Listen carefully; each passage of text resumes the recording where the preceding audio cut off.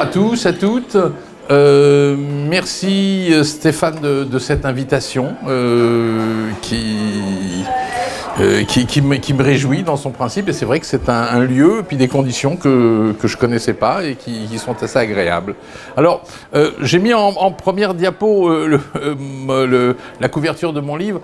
C'est pas pour faire la publicité, bien que la publicité ne me gêne pas particulièrement non plus, mais c'est pour partir précisément du titre. Alors, je vais pas faire un exposé de mon livre, hein. Je vais reprendre quelques thématiques et exposer au fond mon approche de la question. Mais je voudrais déjà partir du titre. Le titre, j'y tiens beaucoup parce que ce que suggère le titre, en tout cas ce qu'il veut dire, ce que j'ai voulu lui faire dire, c'est que il y a plusieurs compréhensions possibles de la laïcité. Penser la laïcité, contrairement à ce que font beaucoup d'écrits sur la question, ce n'est pas en donner une définition univoque qui énoncerait ce qu'est véritablement la laïcité et qui condamnerait toute autre approche à l'erreur, à l'incompréhension, voire à une attitude anti-laïque. Penser la laïcité, au contraire, c'est essayer de comprendre et de caractériser quelles sont les différentes conceptions de la laïcité en présence et en débat. Parce que c'est une notion qui fait, en France notamment, l'objet d'un débat. Et c'est donc se demander, parmi ces conceptions, laquelle, et évidemment pour quelle raison, peut paraître préférable aux autres. Autrement dit, penser la laïcité, c'est penser la pluralité des significations que cette notion peut recouvrir, et c'est donc substituer à la question de savoir quelle est la véritable laïcité, cette autre question qui est de savoir quelle est la laïcité préférable. Voilà, c'est substituer la question du préférable à la question du véritable. Et ça va constituer les deux grandes parties de mon intervention. Dans la première partie, je vais essayer de caractériser les différentes conceptions de concevoir la laïcité, et à cet égard, j'en distinguerai deux. Essentiellement deux grands modèles concurrents. Alors, on peut en distinguer plus. Jean Bobéro, qui est un socio-historien spécialiste aussi de la laïcité, a écrit relativement récemment un livre qui s'appelle « Les 7 laïcités françaises ». Lui, il en distingue 7. Mais parce que son approche est socio-historique, et distinguer effectivement socio-historiquement plusieurs types de laïcité, ça a du sens. Moi, mon approche, elle est plus philosophique. Je suis philosophe de formation et j'espère un peu d'exercice. Et du point de vue philosophique, au fond, on peut ramener les divers modèles de laïcité à deux grands modèles et à deux grandes catégories que j'essaierai de distinguer et de développer. Et puis ça, c'est la première partie, donc caractériser les différentes façons de concevoir la laïcité. Et puis en deuxième partie, c'est exposer les raisons qui me font penser qu'une de ces façons est préférable à l'autre. Donc, caractériser la pluralité des modèles de laïcité. Et pour ça, je vais partir de la chronologie, au fond, des lois qu'on peut appeler laïques en France, en partant de la loi principale, la loi Princeps, dont nous sommes à la veille ou à l'avant-veille de l'anniversaire, la loi de 1905, du 9 décembre, qui a été promulguée le 9 décembre 1905, la loi dite de séparation des églises et de l'État. Alors j'ai rajouté quand même les constitutions de 1946, la Ve République, et 1958, la 4e République, je vais dire 1946, et 1958, la 5e République, parce qu'au fond, mais j'aurais pu m'en passer. C'est juste pour mentionner que la laïcité telle qu'elle a été définie en 1905 s'inscrit à partir de ces constitutions dans le bloc de constitutionnalité. Puisque l'article 1 de ces constitutions, celle de 58 reprenant celle de 46, écrit très explicitement que la France est une république indivisible, laïque, démocratique et sociale. Elle mentionne effectivement la laïcité comme un principe constitutionnel. Mais ce n'est pas une loi supplémentaire ou différente. J'aurais pu donc mettre cette mention entre parenthèses. Après la loi de 1905, Ça va mieux comme ça, oui. Après la loi, je sais pas. Après la loi 1905, donc, on passe dans la chronologie des lois à la loi du 15 mars 2004, que vous connaissez sans doute, hein, c'est une des plus célèbres actuellement, hein, c'est la loi qui encadre, en application du principe de laïcité, le port des signes ou tenues manifestant une appartenance religieuse dans les écoles, collèges, lycées et lycées publics. Autrement dit, c'est la loi qui, c'est ce que dit d'ailleurs son article 1, hein, interdit la manifestation ostensible de signes religieux dans les établissements scolaires. Et puis, la loi du 11 octobre 2010, c'est une loi qui interdit la dissimulation du visage sur la voie publique. La loi du 8 août 2016, qui permet aux entreprises, sous certaines conditions, d'imposer à leurs salariés le principe de neutralité. Vous voyez que je ne reste pas, dans mon exposé, je ne resterai pas sur la question de l'école, hein, même si le bistrot est pédagogique. Hein. Et puis, la dernière en date, la loi du 24 août 2021, qui vise, c'est son titre, à conforter le respect des principes républicains. C'est cette loi qui s'était primitivement appelée loi contre le séparatisme. Finalement, ils ont changé, le législateur a changé de titre et l'a appelée loi visant à conforter le respect des principes républicains et en étendant, c'est son article 1, en étendant aux salariés d'entreprise de droit privé exerçant une mission de service public l'exigence de neutralité. Alors si on regarde cette chronologie, pourquoi je l'ai faite? Parce qu'il me paraît qu'il y a deux choses qui sautent aux yeux. La première, c'est que si on met entre parenthèses l'épisode de la Constitution, qui encore une fois n'est qu'une consécration constitutionnelle de la loi de 1905, entre la loi de 1905 et la loi de 2004, il y a un énorme vide législatif, il y a un énorme espace temporel. Hein, il y a 100 ans d'écart, 99 ans d'écart. Pendant 99 ans, il n'y a aucune loi qui a statué sur la question de la laïcité en France. Ça, c'est la première chose qu'il faut remarquer. Et ça a certainement une raison. Je vais essayer d'expliquer laquelle tout à l'heure. Et la deuxième chose qu'il faut remarquer, c'est que, en revanche, ou au contraire, entre la loi de 2004 et la loi de 2021, il y a une succession relativement rapprochée de lois. Les lois, à partir de 2004, concernant la laïcité, se succèdent à un rythme beaucoup plus fréquent. Et on peut même remarquer une troisième chose, c'est qu'elles se succèdent tous, d'une certaine façon, dans le même sens. C'est-à-dire, j'aurai l'occasion d'y revenir, dans le sens d'une réaffirmation, voire d'une extension du principe de neutralité, qui est effectivement un des principes fondamentaux de la laïcité. Ces deux considérations, il faut même en rajouter une troisième, mais qui n'apparaît pas sur le tableau, c'est que le mot laïcité n'est présent ou ne commence à être présent dans les lois qu'à partir de 2004. Je veux dire, la loi de 1905 ne mentionne jamais le mot laïcité. Et on pourrait en dire autant même, j'en ai pas parlé parce que ça m'entraînerait trop loin, des fameuses lois scolaires que Jules Ferry et l'ensemble des républicains de la Troisième République ont fait voter à la fin du XIXe siècle. Jamais ces lois, notamment la loi qui laïcise l'enseignement en 1882 et la loi qui laïcise les enseignants en 1886, jamais ces lois ne mentionnent le mot laïcité. Alors, qu'est-ce que je tire de ces remarques ? Je tire de ces remarques que, à partir de 2004, c'est une thèse que je vais essayer de développer, on assiste peut-être à un virage, à un tournant, à une modification dans l'approche de la laïcité. Qui commence effectivement en 2004 et même qui commence un petit peu avant, si on songe aux débats publics qui ont précédé cette loi. Mais pour savoir quand même si entre la loi de 1905, entre la loi de 1905 et les lois qui se succèdent à partir de 2004, il y a un tournant ou une discontinuité, pour vraiment l'établir, il me faut revenir sur la loi de 1905 elle-même.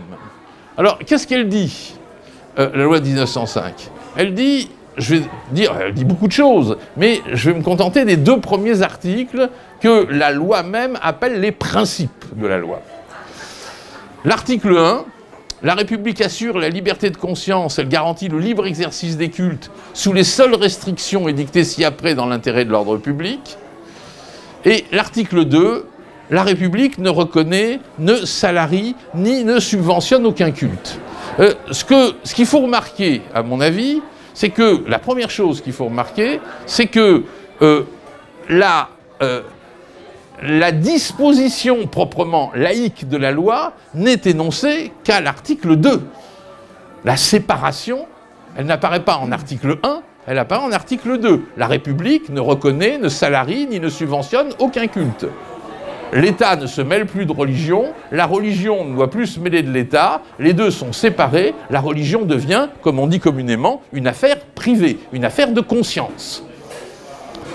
La question est évidemment pourquoi ne pas commencer par l'article 2 et ajouter avant, en vedette de la loi, comme disait Briand, qui était le grand auteur de la loi, ajouter l'article 1.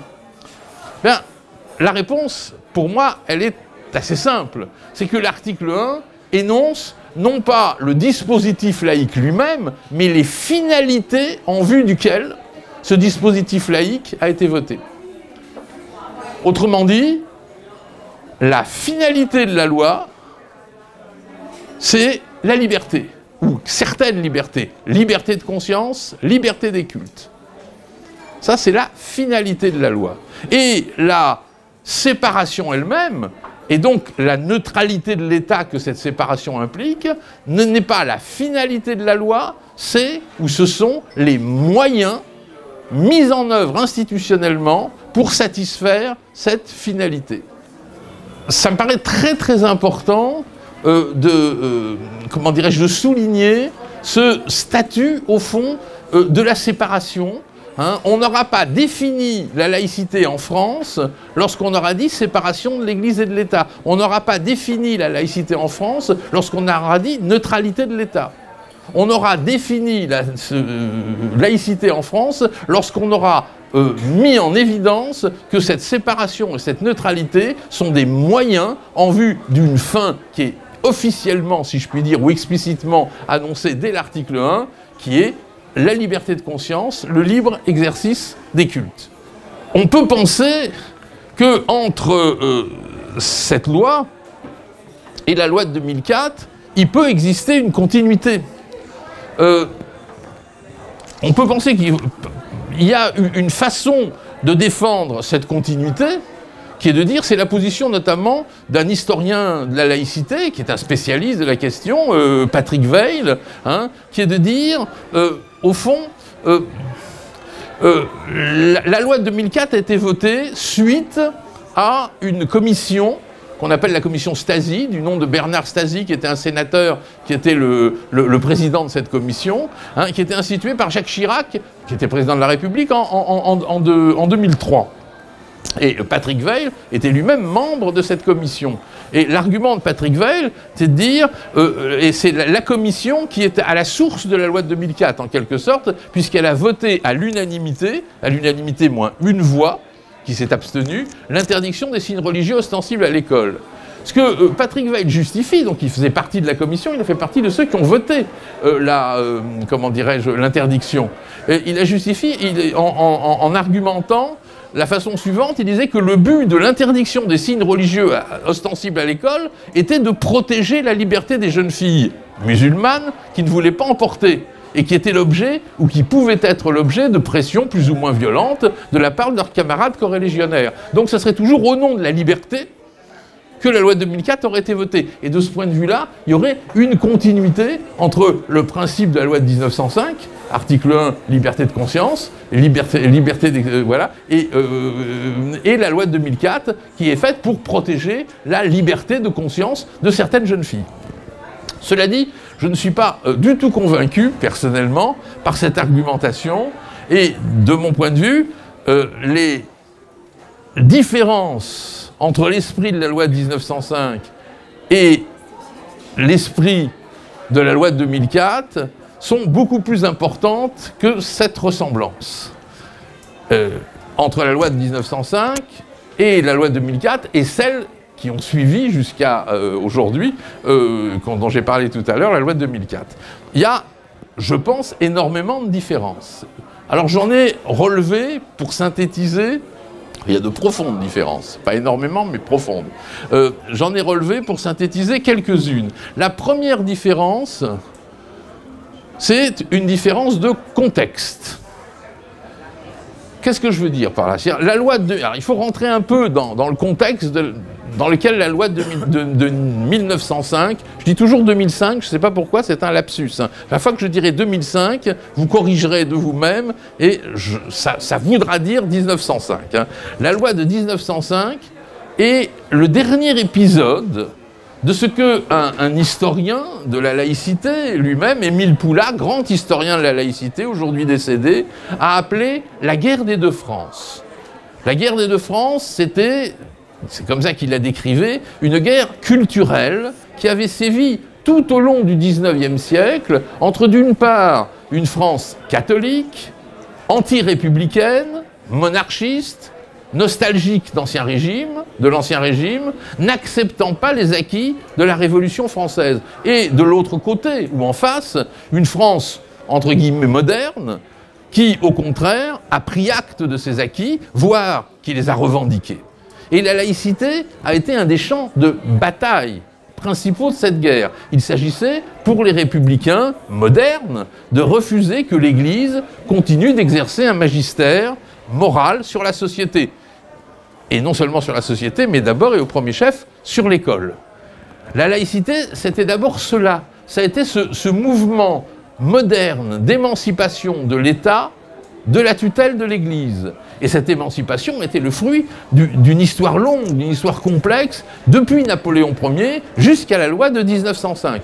Histoire dont, évidemment, je vais passer les détails parce que ça nous entraînerait beaucoup trop loin.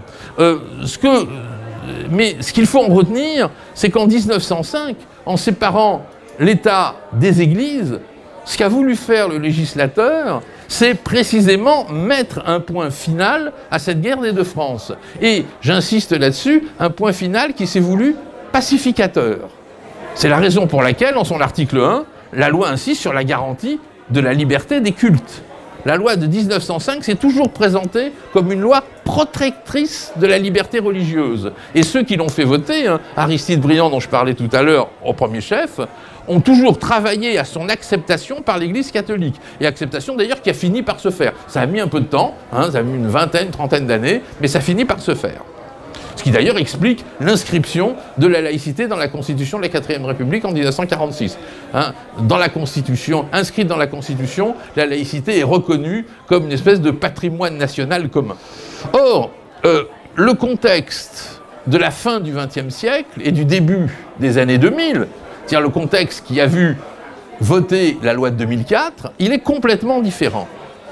Il y a à ce moment-là une résurgence de la question laïque, et qui est une question qui se pose dans des termes véritablement nouveaux. Il ne s'agit plus, en effet, à partir des années 1980, et plus précisément à partir de la fin des années 1980, et plus précisément encore à partir des premières affaires dites du foulard ou du voile islamique. La première, qui a fait grand bruit médiatique à l'époque, date de septembre 1989. Voilà, à partir de là, en effet, il y a une remobilisation de la question laïque, mais vous voyez bien qu'il ne s'agit plus d'un combat interne, d'une guerre des deux France. La nouvelle mobilisation, elle entend se mener contre une idéologie qui est perçue comme relevant d'une ère culturelle étrangère, l'islam, voire, parce que parfois la confusion est assez fréquemment faite, l'islamisme. Ce n'est plus le rapport à l'Église catholique qui fait problème. L'Église catholique, elle a définitivement accepté le cadre républicain et le cadre laïque, dès la Libération. Mais ce qui fait problème, c'est le rapport à l'islam, c'est-à-dire à une religion exogène, pratiquement non présente en métropole avant les années 60, et dont la visibilité sociale croissante des membres alimente le soupçon d'un refus du cadre national républicain, voire d'une hostilité à son égard. Hein. Je peux mentionner à cet égard un livre collectif qui a eu un grand succès de librairie, hein, et qui s'est appelé, qui est paru en 2002, les territoires perdus de la République. On voit bien, le titre même indique bien le contexte dans lequel le combat laïque se reprend dans ces années-là. Alors, il faut bien mesurer la nature du changement. Hein. En passant du catholicisme à l'islam, le combat laïque ne change pas seulement d'adversaire, hein. Il change de nature. La guerre des deux France, si vous voulez, c'était une guerre de conquête. Conquête de l'autonomie de l'État par rapport à l'Église. Or, on est passé, au fond, de l'âge de la conquête à l'âge de la défense. Ce n'est plus la question du gouvernement des esprits qui est posée, c'est-à-dire la question de savoir qui doit exercer le pouvoir spirituel. Est-ce que c'est l'Église? Est-ce que c'est l'État? Et c'est là-dessus que, au fond, les catholiques et les républicains se sont empoignés à partir, disons, des années 1850. La question qui est posée, c'est la question de la fragmentation nationale. Ce que l'on nomme aujourd'hui très communément le communautarisme ou le séparatisme. Hein. Il s'ensuit que la laïcité n'a pas aujourd'hui à s'imposer contre une institution établie, l'Église, et contre les prérogatives dont l'Église bénéficiait au XIXe siècle, notamment en matière d'éducation publique. Encore une fois, la bataille institutionnelle, de ce point de vue-là, elle est complètement gagnée par la laïcité. Hein. La laïcité a, ou elle croit avoir, hein, ou à se défendre contre ce qui est désigné comme des atteintes aux principes qu'elle représente, c'est-à-dire contre des manifestations individuelles ou collectives, mais en tous les cas hostiles, d'acteurs de la société civile, à commencer par les élèves. Hein, d'où l'obsession de voir, par exemple, lors des commémorations à propos de la mort de Samuel Paty, de l'assassinat de Samuel Paty, hein, quels sont les élèves qui se montreraient coupables de ces atteintes à la laïcité, qui ne respecteraient pas la minute de silence, etc. etc. J'en viens donc à une deuxième différence. Et celle-là, elle est fondamentale. Parce que lutter contre les atteintes au principe de la laïcité dont les individus élèves sont réputés responsables implique effectivement un deuxième changement. Puisque ce sont ces individus mêmes, alors, qu'il faut rendre laïques. C'est-à-dire obtenir d'eux qu'ils se conforment à l'exigence de neutralité que la laïcité impose. C'est précisément le sens de la loi du 15 mars 2004. Et c'est une nouveauté, j'y insiste, qui est absolument remarquable. Dans l'histoire juridique et législative de la laïcité, la loi de 2004 est la première à faire de la laïcité non simplement une obligation de l'État, ce que disait au fond la loi de 1905, hein, non seulement une obligation de l'État et de ses institutions et de ses agents vis-à-vis des citoyens, mais une obligation des individus eux-mêmes. Et donc une disposition qu'il s'agit pour les acteurs sociaux d'intérioriser. Hein. En d'autres termes, j'emprunte l'expression à une philosophe que j'aime bien lire, Cécile Laborde, la laïcité tend à devenir, et c'est tout à fait nouveau, une doctrine de conscience. Ou ce qu'un autre historien, dans les années 1980, a appelé très joliment l'édifice fondamental d'une république intérieure. Hein. Mais cette république intérieure, cette doctrine de conscience, on n'en repère strictement nulle trace dans les textes fondateurs, ni dans la loi de 1905, ni dans les lois scolaires des années 1880. Troisième différence, et là on est au cœur effectivement de la problématique qui nous réunit, c'est la laïcité devient dans ces conditions une valeur de la République. Je veux dire que si la laïcité doit devenir une doctrine de conscience, un élément d'une république intérieure, elle doit désormais s'enseigner. Et s'enseigner non seulement, si je puis dire, dans ses dimensions cognitives, c'est-à-dire historiques, philosophiques, juridiques, mais s'enseigner comme une valeur, à laquelle il s'agit précisément de faire adhérer les élèves. Tel est le troisième changement notable. Hein. La laïcité est désormais soumise à une exigence pédagogique, c'est pourquoi je parle de pédagogisation, qui consiste à faire un élément central de l'enseignement moral et civique et de la mobilisation pour les valeurs de la République que la ministre Najat Vallaud-Belkacem a lancé suite aux attentats de 2015. Hein. Le tournant amorcé par la laïcité à partir des années 80, parce qu'encore une fois, ces problèmes qui ont abouti à la loi de 2004 ont commencé à être très largement débattus à partir de la fin des années 80. Le tournant amorcé donc à partir de ces années-là, et qui depuis n'a fait que s'accentuer, hein, en 2010, en 2016, en 2021, avec les autres lois dont j'ai parlé tout à l'heure, hein, se marque à la fois et par sa pédagogisation et par ce que j'appelle sa substantialisation, c'est-à-dire par la transformation de son statut de principe d'organisation politique, ce qui était le cas pour la loi de 1905, en celui d'une valeur civique propre à l'univers moral de la République française. Et alors j'insisterai beaucoup par la suite sur cette idée de la substantialisation de la laïcité, mais elle me semble au cœur des transformations actuelles de la notion. Dernier principe, dernier changement, dernière différence, pardon, la laïcité devient, dans ce nouveau contexte, un principe polémique. Hein, éduquer à la laïcité, c'est toujours éduquer, encore une fois, contre une idéologie qui est perçue, ou qui est peut-être aussi réellement, d'ailleurs, enfin, pas que perçue, mais qui peut l'être réellement, par certains individus ou par certains groupes, une idéologie hostile. Hein. Il y a donc ce que j'appelle d'un néologisme tout à fait malvenu, mais je n'ai pas trouvé d'autre mot, une polémisation de la laïcité. Alors qu'en 1905, je le rappelle, le but de la loi de 1905 était précisément au contraire de pacifier, de faire cesser un conflit idéologique ou culturel qui existait depuis les années 1820 ou voire 1850.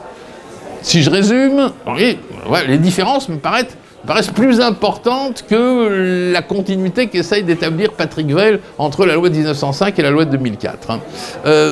Si je résume, je dirais qu'il y a une nouvelle laïcité qui se fait jour, ce que certains appellent une nouvelle laïcité, je suis absolument d'accord avec cette expression, qui se résume d'une part, donc qui se caractérise d'une part par ce que j'appelle un neutralisme, c'est-à-dire faire de la neutralité de l'État et des agents publics, non plus un moyen en vue de la liberté des individus, mais une fin en soi, l'idée même de l'idée laïque, hein, et ça se traduit par le fait que l'on passe de la neutralité de l'État, affirmé en 1905, à la neutralité de la société civile et même des individus qui le composent.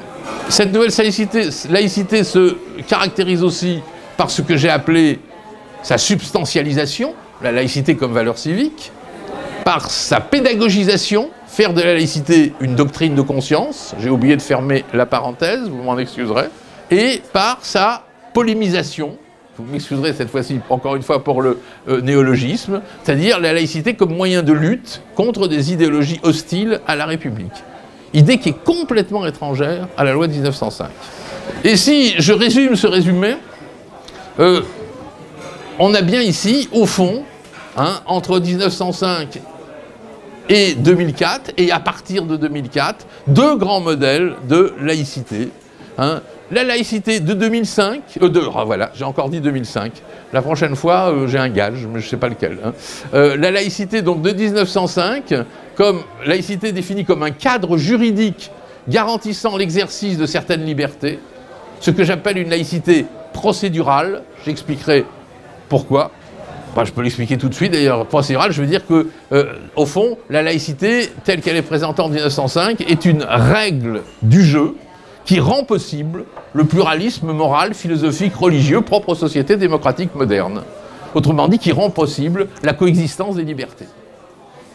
C'est une règle du jeu. Ce n'est pas une valeur particulière, c'est un cadre qui permet effectivement à des individus qui ont des valeurs différentes de pouvoir coexister librement et de façon égale.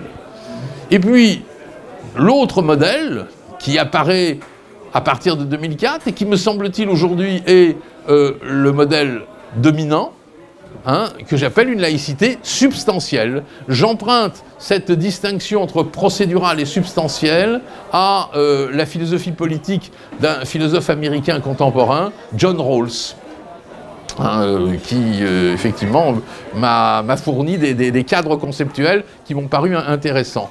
La laïcité substantielle, c'est-à-dire la laïcité qui devient ce qu'on pourrait appeler une valeur de civilisation, un idéal éthique et politique commun qui permet aux membres d'une société de se rassembler.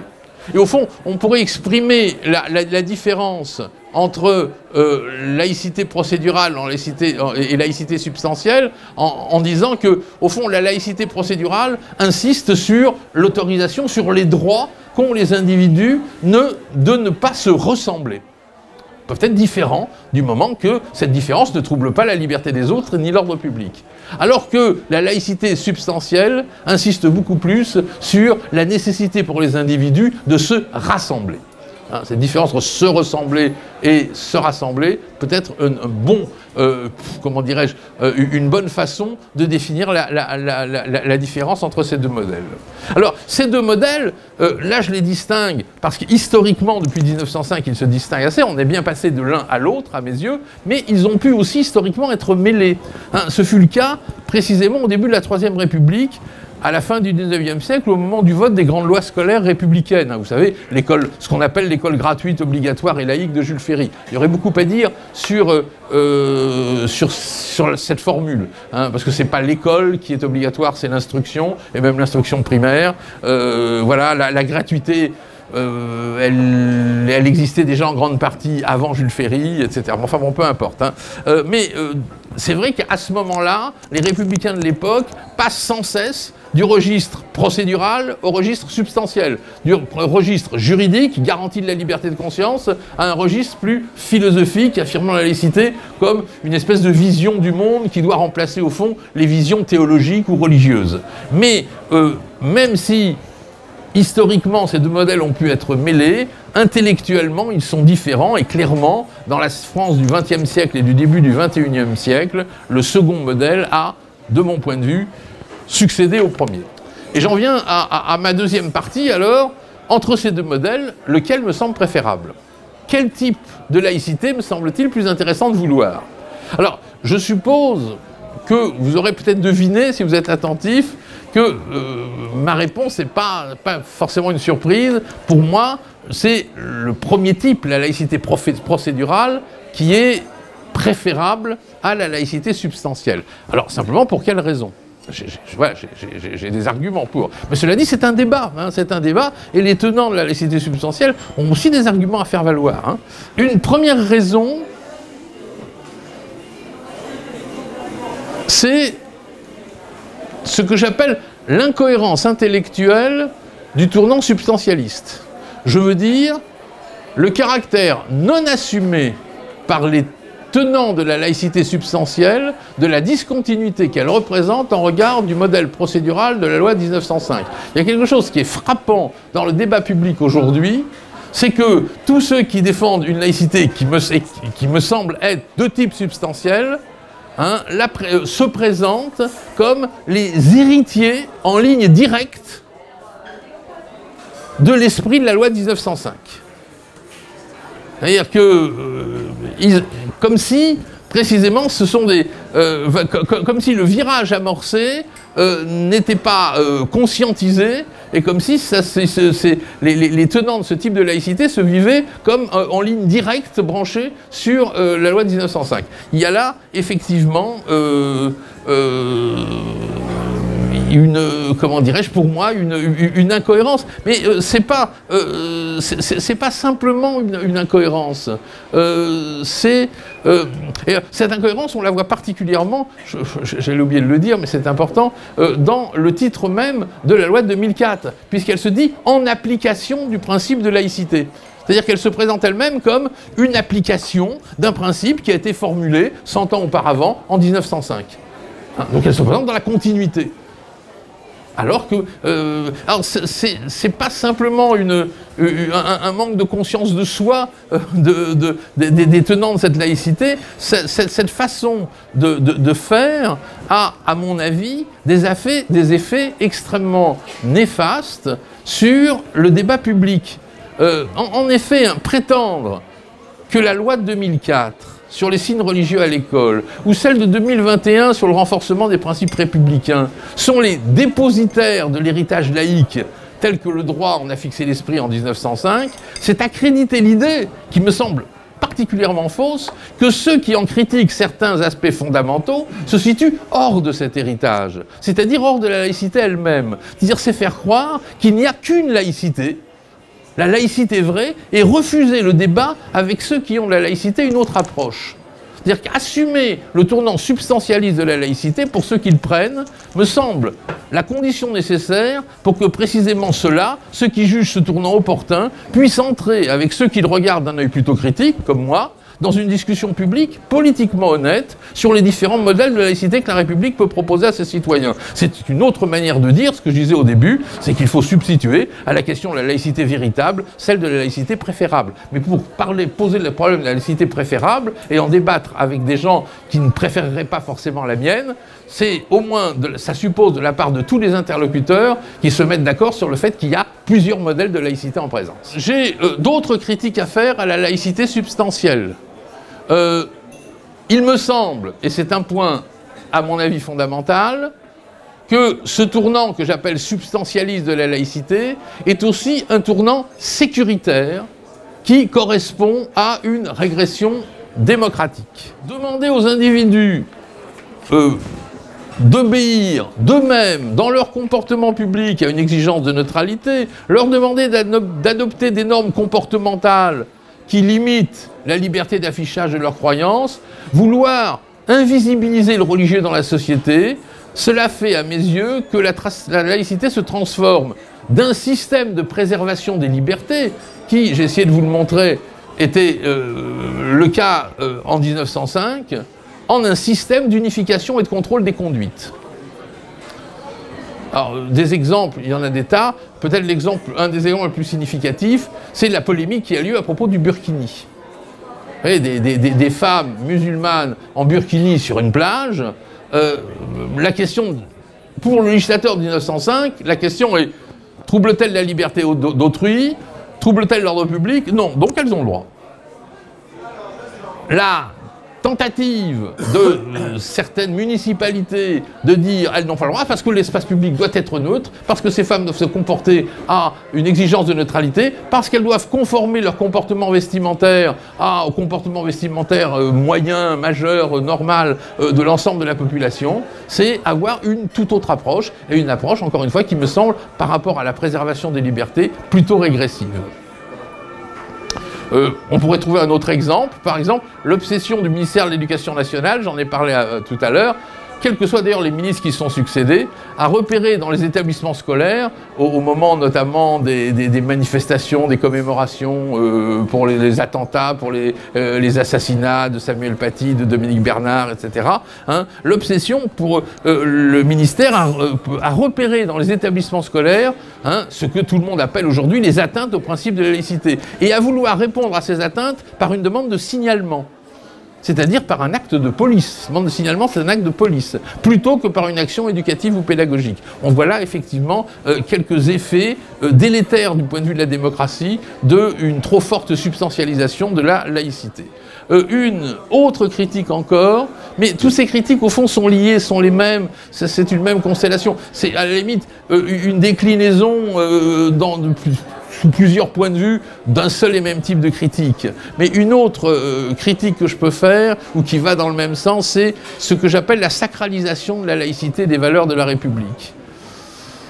Sacralisation auquel conduit assez souvent, et je dirais presque quasi inévitablement, sa substantialisation, et qui s'exprime précisément dans l'appel répété, voire dans l'appel incantatoire, aux valeurs de la République. Alors je rappelle quand même que dans une République, et dans une République démocratique, nul n'est tenu en principe d'être républicain.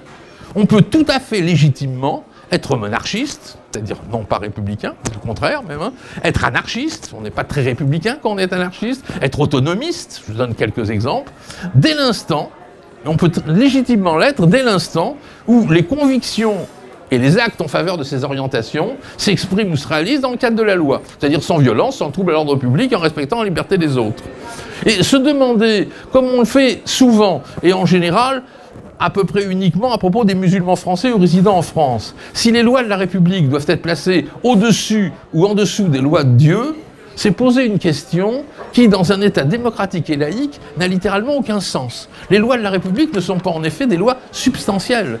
mais précisément sont des lois procédurales. Et donc elles ne rentrent pas en concurrence avec les lois de Dieu qui, elles, quand elles sont admises par un individu, sont effectivement des lois hautement substantielles. Pour un individu intensément croyant, quelle que soit sa religion, les lois de Dieu sont évidemment toujours les plus fondamentales, puisqu'elles engagent le sens même de son existence. Mais les lois de la République, ça ne veut pas dire qu'elles sont en dessous. Elles ne sont pas plus en dessous que dessus. Littéralement, les lois de la République, elles sont à côté. Et on n'y adhère pas comme on adhère à des valeurs morales ou religieuses. C'est-à-dire, mais je dirais même qu'on n'y adhère pas. Les lois de la République ne demandent pas notre adhésion, elles demandent notre respect. C'est-à-dire le fait de les suivre, tout simplement. Et à la limite, parfois même quoi qu'on en pense. Et la supériorité de ce point de vue-là de la laïcité procédurale, sur les interprétations substantielles de la laïcité, c'est précisément qu'elle préserve, comme c'est le cas très explicitement dans la loi de 1905, en garantissant la liberté de conscience, en séparant les églises et l'État, elle préserve la loi de Dieu et la loi de la République de toute concurrence possible. Au fond, faire de la laïcité une valeur substantielle, c'est inévitablement la faire entrer dans un conflit de valeurs, dans ce que le sociologue allemand du début du XXe siècle, que vous connaissez sans doute, Max Weber, appelait le polythéisme des valeurs, ou qu'il appelait encore, très significativement, la guerre des dieux.